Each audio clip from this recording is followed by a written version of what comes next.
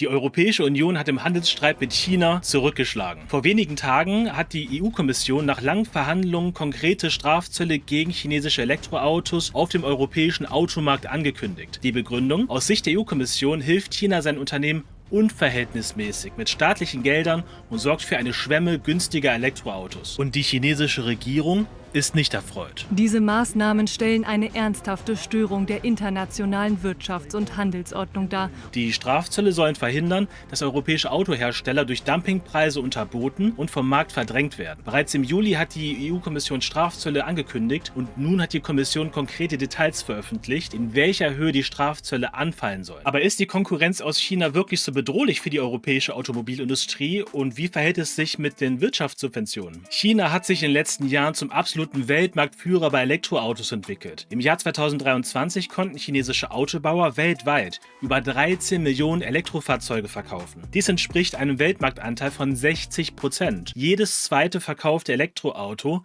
stammt von einer chinesischen Marke. Für die deutsche Automobilindustrie ist damit ein Albtraum wahr geworden. Seit Jahrzehnten sind deutsche Automobilkonzerne auf dem chinesischen Markt aktiv und produzieren dort vor allem Verbrennerautos. Allerdings ging der Absatz auf dem chinesischen Markt in den letzten Jahren extrem zurück. Lag der Marktanteil von batteriebetriebenen Elektroautos auf dem chinesischen Markt bis zum Jahr 2020 bei nur 5%, stieg dieser Anteil bis 2022 schon auf 21% an. Laut Statista lag der Marktanteil im Jahr 2023 sogar bereits bei 24%. Der erfolgreichste chinesische Autobauer ist BYD. Mit 2,8 Millionen verkauften Elektroautos im Jahr 2023 beherrscht BYD den Markt vor Tesla mit nur 1,8 Millionen verkauften Elektroautos weltweit. Der chinesische Autobauer überschattet alle seine Konkurrenten. Aber wie kann das sein? Die Antwort liegt in der Wirtschaftspolitik Chinas, die sich von so gut wie allen anderen Ländern fundamental unterscheidet. Denn China setzt auf massive Wirtschaftssubventionen, deren Ausmaße einzigartig sind. Machen wir mal den Vergleich. Von 2016 bis 2023 hat die deutsche Bundesregierung eine Kaufprämie für Elektrofahrzeuge ausgezahlt. Bis zu 4.500 € konnten Käufer eines Elektroautos durch den sogenannten Umweltbonus erhalten. Etwa 2,1 Millionen Elektrofahrzeuge konnten durch den Umweltbonus gefördert werden und ein Gesamtbetrag von 10 Milliarden € wurde ausgezahlt. Merkt euch diese Zahl. Auch Frankreich versucht, Elektroautos im eigenen Land beliebter zu machen und plant eine eigene E-Auto-Förderungsoffensive. Aber Frankreich geht einen Schritt weiter. Anstatt nur eine Kaufprämie wie in Deutschland, will Frankreich ebenfalls die Produktionsseite ankurbeln. Regierung, Industrie und Gewerkschaften planen einen Produktionspakt in Höhe von 1,5 Milliarden €, um französische Autobauer bei der Produktion von Elektrofahrzeugen zu unterstützen. Zusätzlich will die französische Regierung mit Hilfe einer Prämie beim Kauf oder Leasing von Elektrofahrzeugen den jährlichen Absatz auf 800.000 Fahrzeugen vervierfachen. Das war die europäische Sicht. Kommen wir jetzt zu China. Während deutsche Autobauer wie VW und Mercedes ihre günstigsten Elektroautos für 37.000 und 51.000 € anbieten, kostet das günstigste Elektrofahrzeug von BYD in China umgerechnet etwa 14.000 €. Eine große Rolle spielen natürlich die Produktionskosten. Neben bekanntlich niedrigen Arbeitslöhnen sind vor allem der Zugang zu eigenen Ressourcen für die Batterieherstellung und günstige Energiekosten zentrale Gründe. Chinesische Autohersteller bezahlen beispielsweise etwa 18% weniger für ihre Autobatterien als wir Europäer. Das liegt unter anderem auch daran, dass Chinas Zukunftsstrategie darin besteht, die E-Mobilität, Batterietechnologie und die Solarbranche mit hohen Subventionen zu fördern, um in allen drei Bereichen Weltmarktführer zu werden. Aber hier stellt sich eine grundsätzliche Frage. Einerseits soll China seine Unternehmen selbst nicht subventionieren. Andererseits will Frankreich ausschließlich französischen Autobauern Subventionen ermöglichen. Irgendwas stimmt doch hier nicht. Handeln möglicherweise beide Seiten gleichermaßen unfair gegeneinander? Wenn dieser Export leistungsfähig gemacht wird, indem er staatlich subventioniert wird, dass kein anderes Land auf einem fairen Wettbewerb, bei einem fairen Wettbewerb mithalten kann, dann gibt es ein Wettbewerbsproblem. Prinzipiell könnte man diese Frage mit Ja beantworten. Aber es geht auch immer um die Verhältnismäßigkeit. Und so kommen wir zum größten Vorteil der chinesischen Autobauer: Subventionen im Übermaß. 99% aller chinesischen Unternehmen, die an der chinesischen Börse gelistet sind, erhielten im Jahr 2022 Subventionen in Form von Steuerbefreiung, Förderungen und Krediten, die teilweise nicht zurückgezahlt werden müssen. Die staatlichen Wirtschaftshilfen für die chinesische E-Auto-Branche lagen 2022 und 2023 pro Jahr bei umgerechnet 42 Milliarden €. Erinnert ihr euch noch an den deutschen Umweltbonus von 10 Milliarden €? China hat in den letzten 2 Jahren 8-mal so viel in die eigene E-Auto-Branche investiert wie Deutschland mit dem Umweltbonus auf 7 Jahre verteilt. An dieser Stelle muss aber auch fairerweise gesagt werden, dass die chinesische Volkswirtschaft mit 16 Billionen Euro etwa 4-mal so groß ist wie die deutsche mit 4,2 Billionen Euro. Seit 2009 soll China sogar insgesamt über 215 Milliarden Euro in die E-Auto-Branche investiert haben. Allerdings sind die Subventionszahlungen von lokalen Regierungen nicht bekannt, weshalb die Gesamtsumme der Subventionen vermutlich viel höher liegen wird. Wenn wir uns anschauen, welche chinesischen Firmen besonders viele Subventionen erhielten, fällt eine Automarke ganz besonders auf: BYD.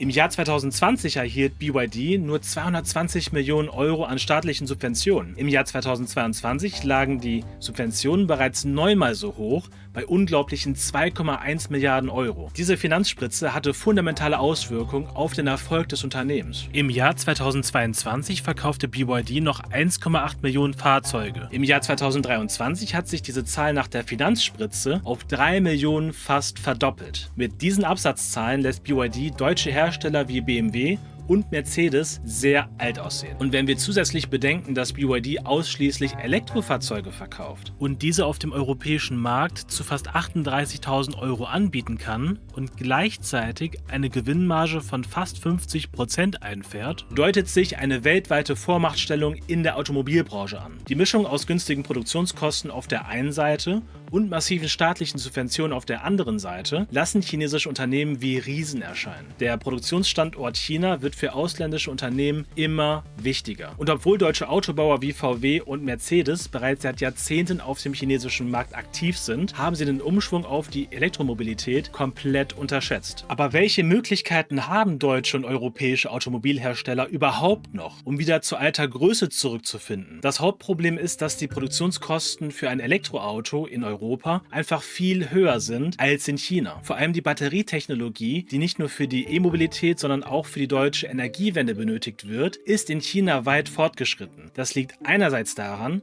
dass die Regierung in Peking viel Geld auf diese Branche wirft, andererseits hat China aber auch eine klare wirtschaftspolitische Strategie und hat sich auf Branchen festgelegt, die in Zukunft wichtig sein werden. Diese Weitsicht in der Wirtschaftspolitik scheint in den europäischen Ländern bisher zu fehlen. Aber es kommt auch Bewegung in die europäische E-Auto-Branche. Nicht nur Volkswagen, Mercedes und Porsche investieren in Batteriezellfabriken. Auch die EU-Kommission fördert beispielsweise den Bau einer Batteriezellfabrik von Northvolt in Deutschland. Das schwedische Unternehmen profitiert von EU-Fördermitteln in Höhe von über 900 Millionen Euro bei einem Gesamtinvestitionsvolumen von 4,5 Milliarden Euro für eine Batteriezellfabrik im Bundesland Schleswig-Holstein. Die Batteriezellfabrik Northvolt 3 soll in der Lage sein, pro Jahr 1 Million Batterien zu produzieren. Solche Investitionen sind notwendig, um die Abhängigkeit in den Lieferketten von China zu verringern und selbst eine zukunftsfähige Industrie und eigene Lieferketten aufzubauen. Doch diese Bauvorhaben stehen teilweise noch am Anfang oder werden erst in den kommenden Jahren fertiggestellt. Sind die Strafzölle der EU-Kommission deshalb sinnvoll, um die Zeit zu überbrücken und die heimische Automobilindustrie zu schützen? Im Juli diesen Jahres hat die EU-Kommission ein Verfahren angestoßen, um den Import von Elektroautos aus China mit Strafzöllen zu belegen. Die EU-Kommission verteuert die Einfuhr vergleichsweise günstiger Elektroautos aus China.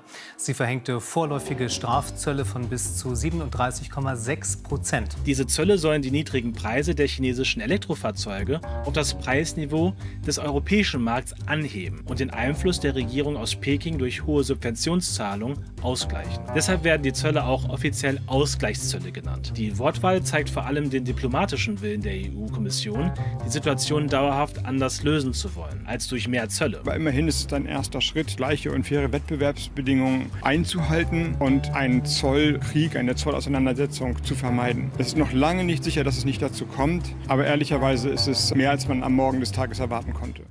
Vor wenigen Tagen meldete sich die EU-Kommission allerdings mit folgendem Ergebnis. Strafzölle bis zu 36,3% werden für E-Autos aus China ab Oktober 2024 fällig. Es ist das vorläufige Ergebnis der Untersuchung durch die EU-Kommission. Ob wirklich Ausgleichszölle kommen werden, entscheiden die 27 EU-Staaten in den kommenden Wochen. An der Höhe der Zölle sind aber auch die wirtschaftlichen Kräfteverhältnisse erkennbar. Die USA als größte Wirtschaftsmacht schlägt einen anderen Weg ein und lässt im Zollstreit ihre Muskeln spielen. stellen. US-Präsident Joe Biden wird in den kommenden Wochen die Einfuhrzölle auf chinesische Elektrofahrzeuge von 25% auf 100% erhöhen. Und auch Kanada hat bereits angekündigt, Maßnahmen zu ergreifen. Die kanadische Regierung befürchtet durch die Maßnahmen der Europäischen Union und der USA eine Handelsumlenkung und will erhöhte E-Auto-Importe aus China verhindern. Mit dem Blick zurück nach Europa und Deutschland ist es allerdings umstritten, ob diese Ausgleichszölle überhaupt notwendig sind. Fragen wir die deutsche Automobilindustrie, die durch diese Zölle geschützt werden soll, treffen wir auf massive Gegenwehr. Und das aus zwei entscheidenden Gründen. Einerseits ist der deutsche Markt bis jetzt gar nicht so entscheidend für die chinesische Automobilbranche. Andererseits haben deutsche Autohersteller mittlerweile einen großen Teil ihrer Produktion nach China verlagert, um von den günstigen Standortbedingungen zu profitieren. Laut BMW-Chef Oliver Zipse stammen über die Hälfte aller chinesischen Elektrofahrzeuge, die in die EU importiert wurden, nicht von chinesischen Autobauern, sondern gerade von Volkswagen, Mercedes und BMW. Zwar kamen rund 20% aller BEV-Verkäufe in Europa im vergangenen Jahr aus China, aber davon stammt deutlich über die Hälfte von westlichen Marken, eben auch von BMW. Und hier wird der eigentliche Konflikt deutlich. Wenn die EU-Kommission feststellt, dass der Import chinesischer Elektrofahrzeuge seit letztem Jahr um 14% zugenommen hat, sollen die Ausgleichszölle den Produktionsstandort Europa schützen. Nicht die multinationalen Konzerne, die ihre Produktion günstig ins Ausland auslagern und ihre Produkte in Europa mit hohen Gewinnmargen verkaufen möchten. Solange Konzerne wie Volkswagen und BMW ihre Elektroautos in China günstig herstellen und dann exportieren können, helfen Ausgleichszölle langfristig nicht. Der Standort Deutschland muss insgesamt strukturell besser ausgerichtet werden, um bei den Zukunftstechnologien mithalten zu können. Kurzfristig können Ausgleichszölle allerdings sehr wirksam sein. Es kommt hier natürlich auf die Höhe der Zölle an. Laut einer Studie der Rhodium Group müssten die Zölle in der Größenordnung von 40% bis 50% liegen. Erst dann wäre der Import unrentabel. Die EU-Kommission selbst geht von viel niedrigeren Zahlen aus. Hier ist die Rede von einem Preisunterschied von etwa 20% zwischen den chinesischen und den europäischen E-Auto-Preisen, was die Ausgestaltung der Ausgleichszölle erklären würde. Laut EU-Kommission kommt besonders Tesla mit nur 9% Ausgleichszöllen sehr gut weg. Für BYD sollen die Ausgleichszölle schon bei 19,3% liegen. Und SAIC zahlt mit 36,3% die höchsten Ausgleichszölle. Laut der Rhodium Group schaden die bisher festgelegten Ausgleichszölle Autobauern wie BYD bisher nicht genug, um einen Abschreckungseffekt erzeugen zu können. Die Konsequenzen für deutsche Unternehmen in China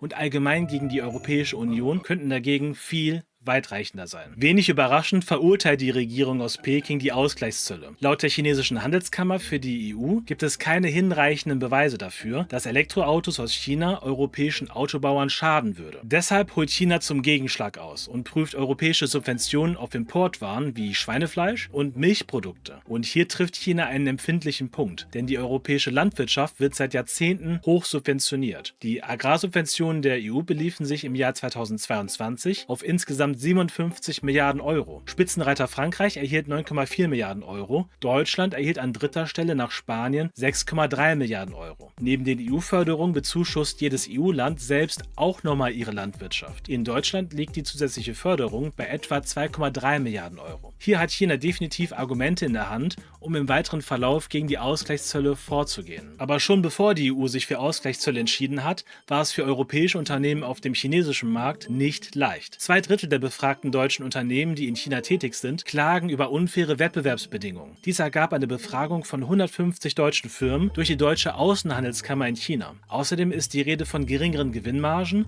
und höherem Kostendruck für die nächsten Jahre auf dem chinesischen Markt. Und das liegt unter anderem auch an der Tatsache, dass 99% aller börsennotierten chinesischen Unternehmen staatliche Subventionen erhalten und ausländische Firmen nicht. Zusätzlich wird ausländischen Unternehmen der Zugang zu Netzwerken oder Universitäten erschwert. Auf diese Weise haben chinesische Unternehmen enorme Vorteile, welche laut den befragten deutschen Unternehmen zu einem großen Innovationssprung in den nächsten Jahren führen wird. Und das war die Situation vor den Ausgleichszöllen. Deutsche Unternehmen in China rechnen nach diesem Schritt mit noch größeren Nachteilen. Gabriel Felbermeier, Direktor des Österreichischen Instituts für Wirtschaftsforschung, ist folgender Meinung. Das Für und Wider spricht dafür, Zölle auf E-Fahrzeuge aus China China abzulehnen, da die Gefahr besteht, dass China Vergeltungsmaßnahmen ergreift. Und auch BMW-Chef Oliver Zipse spricht sich gegen Ausgleichszölle aus. Protektionismus setzt eine Spirale in Gang. Zölle führen zu neuen Zöllen, Abschottung statt Miteinander. Aber Chinas Gegenschlag geht noch weiter, denn aus chinesischer Sicht wurden internationale Handelsabkommen verletzt. Diese Maßnahmen stellen eine ernsthafte Störung der internationalen Wirtschafts- und Handelsordnung dar. Und deshalb hat die chinesische Regierung vor einigen Wochen bereits Klage bei der Welthandelsorganisation eingereicht. Der Vorwurf aus Peking lautet, dass die EU chinesische Importe unfair benachteiligt und die globale Zusammenarbeit bei der Bekämpfung des Klimawandels stört. Und behindern den globalen grünen und kohlenstoffarmen Übergang. Tatsächlich ist dies ein Versuch, die Entwicklung der chinesischen Industrie zu unterdrücken. Ob die Welthandelsorganisation dieser Argumentation folgen wird, ist bisher völlig unklar und bleibt abzuwarten. Eine andere Frage ist allerdings, wie lange China es schaffen wird, sein Unternehmen mit hohen Subventionen zu versorgen. Wie hoch die Wirtschaftssubventionen insgesamt sind, ist nicht bekannt. Laut Welthandelsorganisation fehlt es an dieser Stelle an Transparenz. Insbesondere die hohen Subventionen in der Solarbranche wurden in einem Bericht der WTO kritisiert. Informationen des Handelsblatts deuten darauf hin, dass die Regierung in Peking die heimische Solarbranche im Jahr 2023 mit 120 Milliarden Euro gefördert hat. Die hohen Wirtschaftshilfen dürften über die Jahre aber auch zu der hohen Staatsverschuldung Chinas mit beigetragen haben. Denn innerhalb der letzten 10 Jahre haben sich die öffentlichen Schulden Chinas verdoppelt, von 40% auf 80% des Bruttoinlandsprodukts. Und obwohl US-Ratingagenturen wie Moody's und Fitch die Kreditwürdigkeit von China zuletzt auf negativ gesenkt haben, ist dies nicht unbedingt ein Problem. Denn China verschuldet sich in seiner eigenen Währung, weshalb aktuell auch keine Schuldenkrise droht. Und auch aus geostrategischer Sicht sollten die Bewertungen der Ratingagenturen nicht allzu ernst genommen werden. Zum Vergleich genießt Deutschland ein AAA-Plus-Rating bei einer Staatsverschuldung von nur 64%. Zusätzlich müssen wir bedenken, dass sich Demokratien wie die USA zusammen mit Europa in einem Kampf der Systeme mit den BRICS-Staaten und speziell mit Russland und China befinden. Die US-Ratingagenturen befinden sich deshalb möglicherweise in einem Interessenskonflikt. Zur Vollständigkeit müssen wir auch kurz über die Wirtschaftspolitik der USA sprechen. Der Inflation Reduction Act ist ein auf 10 Jahre angelegtes, 738 Milliarden schweres Investitionsprogramm, um die US-Wirtschaft neu auszurichten. Die US-Wirtschaft soll einerseits unter den Bedingungen des Klimawandels klimafreundlich und mithilfe erneuerbarer Energien Innovationsführer werden. Andererseits sollen steuerliche Neuregelungen dafür sorgen, dass die USA weiterhin die stärkste Volkswirtschaft der Welt bleibt. Der Inflation Reduction Act kann auch als Reaktion auf die hohen Wirtschaftssubventionen Chinas gesehen werden. Für die beiden größten Volkswirtschaften der Welt steht viel auf dem Spiel.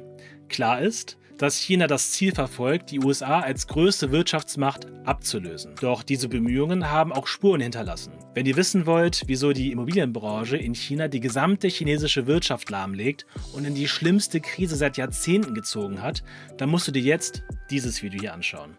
Und wenn ich ein Video zur aktuellen wirtschaftlichen Situation in China machen soll, schreibt es mir bitte in die Kommentare. Danke fürs Zuhören und bis gleich im nächsten Video.